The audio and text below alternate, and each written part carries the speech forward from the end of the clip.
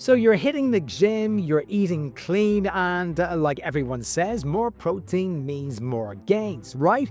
But what actually happens when you eat too much protein? Can your kidneys handle it? Does it turn into fat? And could it even shorten your lifespan? Let's break down what the science really says, because the truth might even surprise you. Hey there, I'm Matthew, I'm a qualified biochemist, and I create content to help you separate science from speculation in the world of health and nutrition. If you're supplementing with protein or if you're tracking your macros, this one is certainly for you. And stick around to the end because I'll share what researchers say is the optimal amount of protein based on your goals. Protein is essential. Your body uses it to build and repair muscle, to produce hormones and enzymes, and it's also used to support your immune system. Plus, it keeps you full and satisfied. The rise of high-protein diets from keto to carnivore shows just how popular it has become. But somewhere along the way, people started to believe that more is always better. So what happens if you do go overboard with protein intake? Well, you've heard the line, too much protein will damage your kidneys. This is the most common concern, but for healthy people, it's largely a myth. The origin of that particular myth? Well, protein metabolism produces nitrogen byproducts like urea, which your kidneys filter out of your body. In people with pre-existing kidney disease, high protein can make things worse.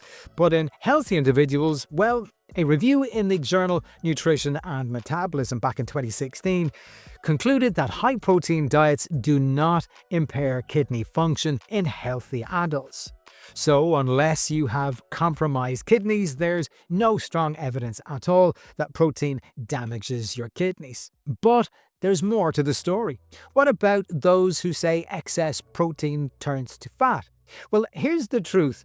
Any micronutrient, be it protein, fat, or carbohydrate, can lead to weight gain if you consistently eat more calories than you burn. But protein is the least likely to be stored as fat in your body.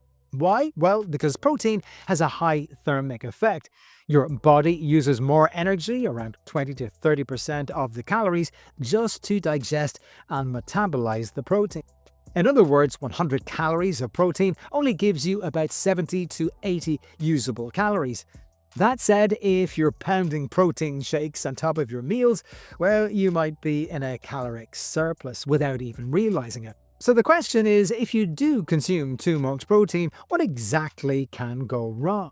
Now here's where things get very interesting. If you chronically overconsume protein, especially animal-based sources, studies show some potential downsides. There's an increased risk of cardiovascular disease.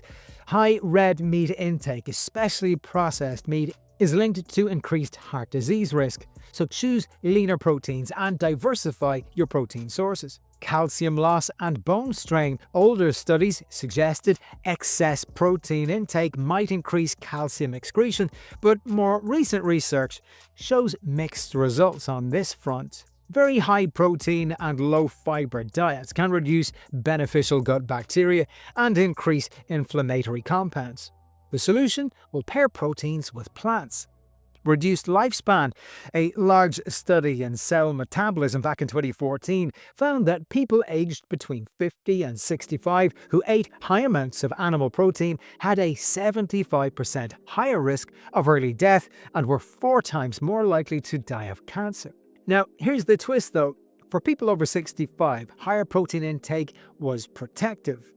So, the effects of too much protein may heavily depend on your age, the source of the protein that you're consuming, and overall diet quality. Now, this is the key question. What is the optimal level of protein? What is enough protein? Well, the standard recommended dietary allowance for protein is 0.8 grams per kilogram of body weight. That's about 55 grams for a 70 kilogram person. But that's just the minimum to avoid deficiency. So if you're active, if you're lifting weights, or you are over 50 years of age, you're likely to benefit from between 1.2 to 2.2 grams per kilogram. For most people, that's roughly 20 to 30 grams of protein per meal, 100 to 140 grams of protein per day. So focus on a mix of plant and animal proteins. Chicken, fish, tofu, legumes, eggs, quinoa, and even oats have some protein. Just remember, balance is key. So, what happens when you eat too much protein? Well, if you're healthy and your kidneys can handle it, it won't magically turn to fat, but calories still count. Too much, especially from red meat and processed meat, may increase long-term health risks. And your body absolutely needs fiber, micronutrients, and lots of variety, not just protein. Protein is powerful, but it's not a free-for-all. You need context, you need quality, and moderation. So tell me, what's your go-to protein source? Is it steak? Is it tofu? Is it whey or beans? Let me know in the comments below. And if you enjoyed this video, show your support for the channel. Like, subscribe, and share with people who you think might enjoy this content too. And while you're there, check out this other video right here.